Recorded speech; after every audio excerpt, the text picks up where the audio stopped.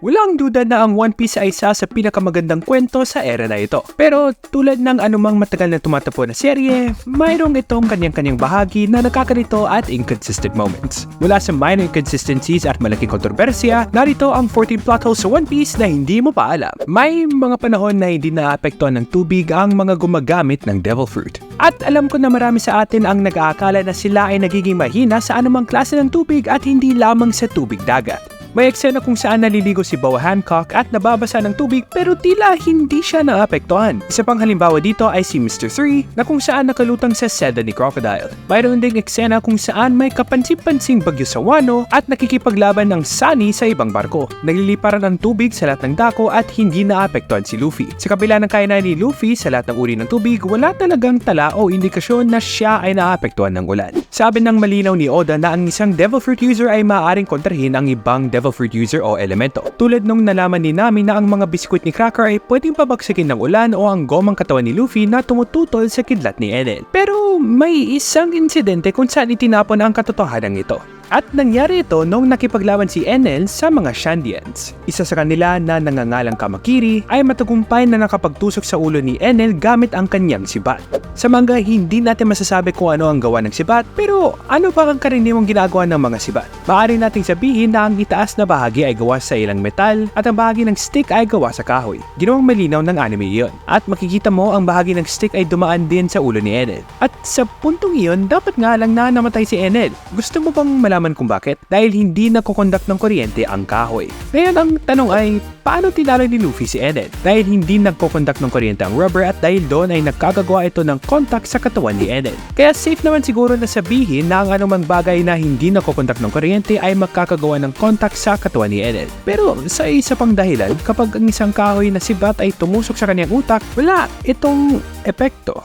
Hindi talaga nagtutugma sa akin na walang alam si Sanji na hindi makakalangoy ang mga gumagamit ng Devil Fruit. Sa ilang sandali, siya ang taong pinakakatiwalaan kapag si Luffy o si Chopper ay nahulog sa dagat dahil sa kanyang sobrang lakas ng mga bintin na nagpapahintulot para sa mabilis na pagliligtas sa tubig. Gayunpaman sa Thriller Bark Arc, pinag-usapan ni Sanji kung gaano niya pinagkakaabalahan ang isang check na libro noong bata pa siya na nagsasalita tungkol sa lahat ng kilalang Devil Fruits at ang kanilang mga kahinaan. Nagbasa si Sanji ng buong encyclopedia tungkol sa Devil Fruits at mayroon din siya ang mataas na edukasyon. Ngunit sa kapila nito, hindi niya alam ang isa sa mga pinakapangunahing konsepto tungkol sa Devil Fruits na hindi makakalangoy ang mga gumagamit nito. Ibig sabihin, dapat alam na ni Sanji kung ano ang ibig sabihin nito sa sandaling mahulog si Luffy mula sa Barati. Sa panahon ng Alabasta Arc, may natatanging pahayag si Pell hinggil kay Robin. Pagkatapos yung gamitin ang kanyang Bird Fruit Model Hawk, ipinahayag ni Pell na 5 Flying Devil Fruits lamang ang nag-e-exist. Kasi mula, tila ito'y makatotohanan lalo na noong unang panahon ng One Piece. Subalit, ito'y nagiging nonsense na dahil sa dami ng Devil Fruits na nagbibigay ng kakayahang lumipad. Kung bibilangin mo ang Snow Fruit ni Monet, Bird Fruit ni Pell, Model Hawk, Mythical Zoa ni Marco, Model Phoenix, Float Fruit ni Shiki, at Gas Fruit ni Caesar Clown, 5 na agad yun. Pero meron pang iba. Syempre, meron tayong Fish Fruit ni Kaido, Model Azure Dragon, Ryu no Mino King, Model Pteranodon, Bird Fruit ni Lafitte, Model Siren, si Bian mula sa Tontata Kingdom na may Bug Fruit, Model Hornet, at si Cabo na may Model Rhinoceros Beetle. Ang mga Devil Fruits na ito ay nagbibigay sa mga gumagamit nito ng kakayahang lumipad. Hindi na rin natin pwedeng kalimutan si Buffalo mula sa Don Quixote Pirates at ang kanyang Spin Fruit, na literal na naglilikha ito ng propeller sa may ilong ng gumagamit at nagbibigay sa kanya ng kakayahang lumipad. So, masasabi ko na mali ang pahayag ni Pell. Apparently, ang Haki ay matagal na nag-exist at ang mga pinakamalalakas na kalaban lang ang mayroon nito. Pero hindi ko masyadong gets. Bakit hindi nga to ginamit ng mga malalakas na kalaban hanggang sa magkaroon si Luffy ng Haki? At may mga nagsasabi na ginagamit nila nito noon, pero maraming halimbawa na hindi nila ito nagamit kahit na meron sila nito pagkatapos makakuha si Luffy ng Haki. Ang problema ngayon ay kahit na kinomprima na ang mga gumagamit ng Haki sina Mihawk at Doflamingo, hindi nila ito ginamit sa mga lugar tulad ng Paramount War. Halimbawa ay nang sinubukan ni Mihawk na patayin si Whitebeard at ginamit niya ang kanyang pinakamalakas na atake kay Whitebeard, pero ito'y na-block ni Diamond Jozu gamit ang kanyang Diamond Fruit. Malinaw na may problema. Ang Haki ay tumatagos sa mga kapangyarihan ng Paramecia at Logia. Hindi nasaktan ni Mihawk si Jozu sa kanyang pinakamalakas na atake. Siguro ginawa rin nila yung ginawa ni Luffy na nagpunta sa isang nakatagong isla at nag-training ng 2 taon. Pero ibig sabihin ba nito na nakarating na sila sa New World na wala silang haki? At mukhang si Ace naman, mukhang nakarating naman sa New World pero hindi siya nagkaroon ng haki. O natuto man lang, o baka hindi niya rin narinig tungkol dito. Pero ang corny naman nun dahil marami hindi gaanong delikadong tao sa crew ni Whitebeard ang mayroon nito. Alam mo ba na may maling detalye sa pagkakaguhit kay Shanks sa isang animation? Yun ay dahil ginuhit siyang may 2 kamay nung nagkita sila ni Ace. Pareho rin ang nangyayari kay Crocodile dahil pakita siyang naglalagay ng sindi sa kanyang yosi gamit ang 2 niyang kamay. Pero alam natin na may hook na nakakabit sa isa sa mga kamay ni Crocodile. Pero hindi lang yun dahil may isang eksena sa manga kung saan ginuhit si Crocodile na may 2 kamay habang nasa bilangguan.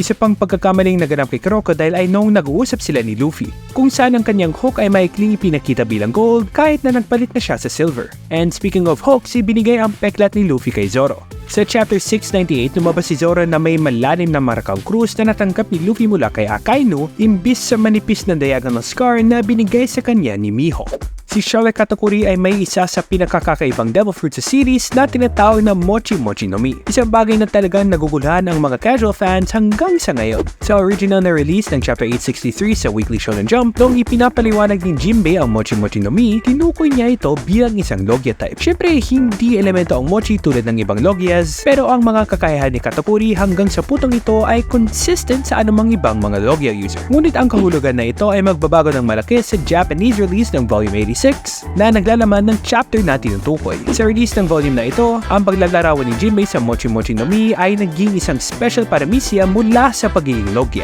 Kung babalikan mo si Katakuri ng una, ipinakita siya bilang isang tunay na Logia user. Kaya hindi natin masisisi ang ilang fans na naguguluhan. Dahil ipinakita ni Katakuri na ang kanyang kapangyarihan ay nagpapahiwatig na siya ay isang Logia. Naalala mo ba na si Vivi ay isang miyembro ng Baroque Works at nagtatrabaho sa ilalim ni Crocodile noong Alabasta Arc? Sa una, maaari mong isipin na wala namang kakaiba dito pero ang tanong, paano ba hindi nakilala ni Crocodile si Vivi? Alam ko ang sagot mo sa tanong na yan. Hindi alam ni Crocodile ang mukha ng lahat na nagtatrabaho sa ilalim niya. Pero dapat kilala ni Crocodile ang itsura ni Vivi dahil isa siya sa mga key members. Hindi rin nagpapanggap o nagtatago ng kanyang pagkakakilanlan si Vivi sa iba dahil sa kanyang estado sa buhay. Dapat kilala ni Crocodile si Vivi dahil mayroon siyang lahat ng impormasyon tungkol sa royal family at nanirahan siya sa Alabasta ng mahigit 10 taon. So, paano niya ba hindi nakilala ang itsura ng prinsesa ng kaharian? Hindi lang yon, pero paano nangyari na ang buong Baroque Works na mayroong higit na 2,000 miyembro, wala namang isa sa kanila ang nakapansin na ang prinsesa ay lumalaban kasama nila? Bakit ba hindi sinubukan ng world government na patayin si Luffy nung siya ay mas mahina o mas bata pang pirata? Sa chapter 1044, sa parehong chapter na nagising si Luffy sa kanyang Gear 5, alam natin na ang mga leader ng world government ay matagal nang alam ang tunay na kalikasan ng Devil Fruit ni Luffy at kung ikaw naman ay may malaking banta sa buong mundo, bakit hindi nila subukan patayin si Luffy? At alam ko din ang iniisip mo ngayon. Palagi naman gusto ng world government na patayin si Luffy at nagpadala pa sila ng sobrang lakas na tao para lang gawin ito tulad ni Kuma sa Thriller Bark tapos natagpuan siya ni Admiral Aokiji pagkatapos ng Skypiea at Kizaru na may maraming pagkakataon na patayin siya sa Saobadi at Marineford. Pero kung nasa parehong sitwasyon tayo ng world government, gagawin ko ang lahat para subukang patayin si Luffy. At susubukan ko rin patayin ng mas maaga kung saan mahina o mas bata pang pirata pa siya. Bakit sa Marineford War, bigla na lang nagsummon si Gekko Moria ng marine zombies mula sa wala kahit wala si Hogback sa paligid. May iba pa nga na nagtik ng form ng mga hayop na isa pang problema sa kanilang existence. Pero alam nating lahat na natatakot sa araw ang mga zombies ni Moria. So, paano ginawa ni Gekko Moria yon? Tulad ng nakita natin noong Marineford, wala namang problema ang mga zombies ni Moria sa war. Isa pang plot hole dito na nag-summon si Moria ng zombies mula sa yelo na kakagawa lang ni Aokiji. And if you'll pay close attention, makikita mo na may mga patches yung mga zombies na lumabas, which is not supposed to happen. Kasi normally, ang mga patches ay nangyayari kapag inaayos ni Hogback ang mga zombies. Isa sa pinakakatakutang karakter sa One Piece na kamakailan nang ipinakilala ay si Kaido. Kasama ni Big Mom, Shanks at Blackbeard, itong taong ito na parang tower ang isa sa mga emperor ng New World. In chapter 795, unang ipinakilala si Kaido sa pamamagitan ng kanyang nabigong pagpapakamatay mula sa isang Sky Island at bubagsak sa taguan ng Kid Pirate. Bandits. Habang siya ay bumabagon mula sa malaking butas na ginawa niya, hiniling niya kay Joker na magmadali at maghanda para sa digmaan na magbabago sa mundo. Ngunit sa chapter 1016, sinabi ni Kaido kay Yamato na wala siyang balak umalis sa Wano dahil ito'y Wano. Ibig sabihin, mayroong bagay sa Wano na mahalaga sa kanya sa kanyang misyon. In chapter 795, kontrolado na ni Kaido ang Wano for almost 20 years at komportable siyang namumuhay.